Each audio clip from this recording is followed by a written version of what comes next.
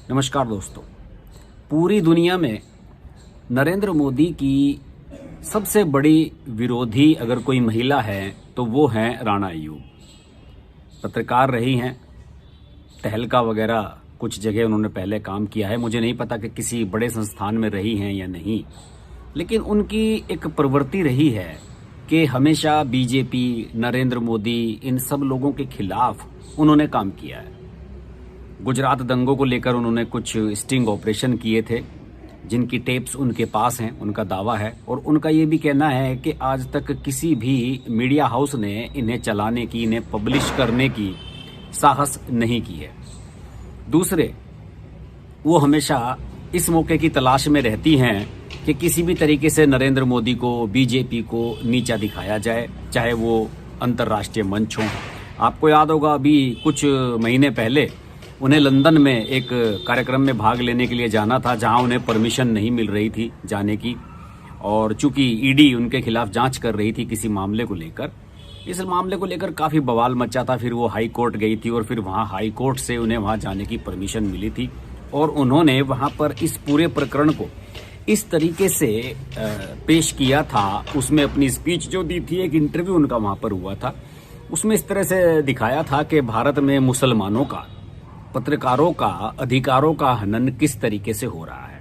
यानी कि कुछ भी चीज हो जाए उसको वो इस तरह से प्रोपगेट कर देती हैं, इतना बढ़ा चढ़ाकर बताती हैं कि लोगों को ऐसे लगने लगता है कि भारत में नरेंद्र मोदी के राज में बहुत अत्याचार यहाँ मुसलमानों पर, महिलाओं पर, पत्रकारों पर हो रहा है। इस तरह की वो इमेज बनाती है।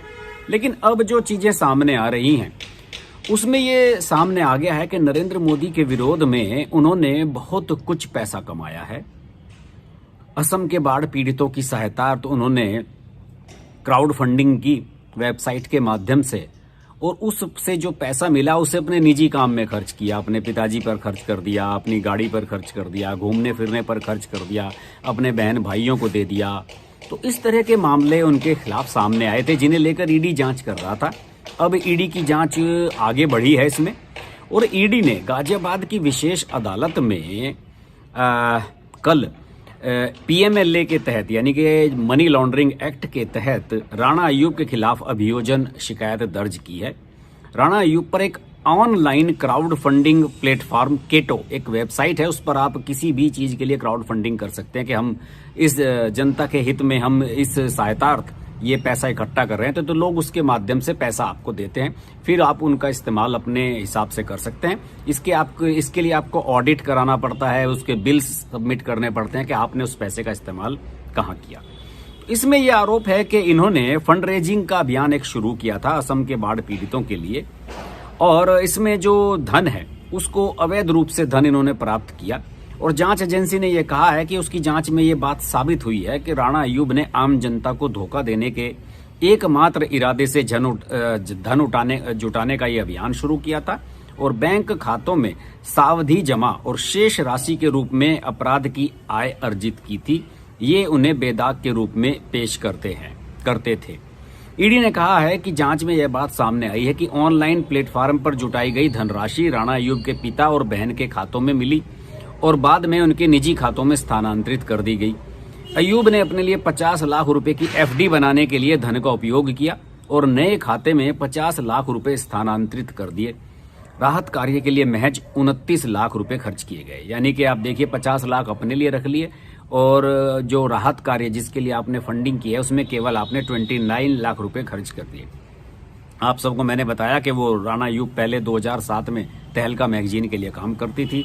संपादक तरुण तेजपाल पर उनके यौन शोषण का आरोप लगा था। राणा अय्यूब ने नहीं लगाया था, किसी और महिला पत्रकार ने लगाया था, और इसके बाद राणा अय्यूब ने वहां से इस्तीफा दे दिया था।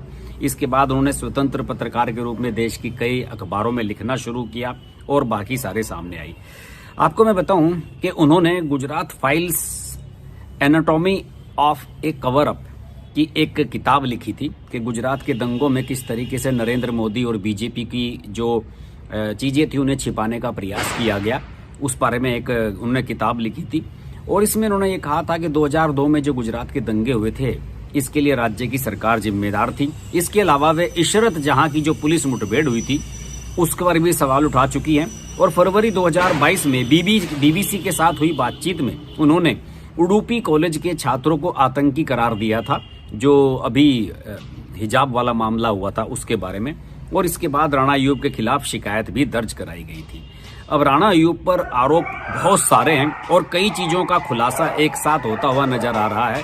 और अब जो चीजें सामने आ रही हैं उसमें ये सामने आ रही हैं कि इन्होंने, राणा अय्यूब ने अप्रैल 2020 में केटो प्लेटफार्म पर 3 फंड रेजर चैरिटी अभियान शुरू किए, जिसमें 2,69,44,680 रुपए जमा किए।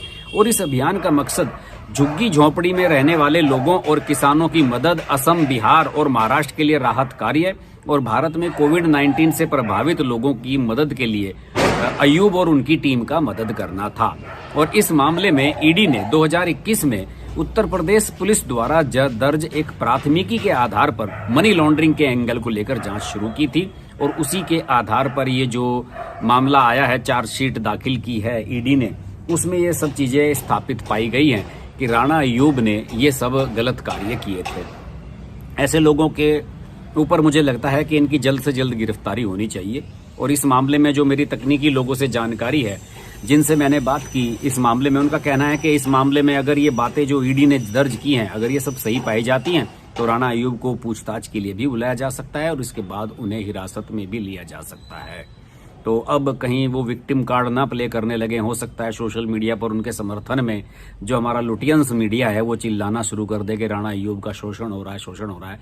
लेकिन प्रत्यक्ष को प्रमाण की जरूरत नहीं है, सब चीजें स्पष्ट हैं, पूरे कागजात हैं, बैंक अकाउंट्स की डिटेल्स हैं, जिसमें उन्होंने राहत कार्यों का पैसा, जो बचाव के लिए पैसा फंड रेजिंग से मिला आपको, उसका अपने निजी कार्यों के लिए इस्तेमाल किया। ये सब लोग इसी तरह के हैं, एक दूसरे से सारे मिले रहते हैं और जब भी इन्हें एक मौका मिलता है तो ये पैसा कमाने से बाज नहीं आते हैं।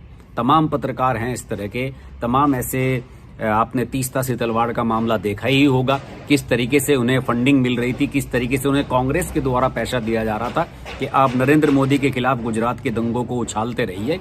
और नरेंद्र मोदी को फांसी तक पहुंचाने की प्लान तीस्ता सितलवाड़ ने की थी। इन सब लोगों को एक्सपोज किया जाना चाहिए और इनमें निष्पक्ष जांच होनी चाहिए और इन्हें कड़ी से कड़ी सजा भी होनी चाहिए।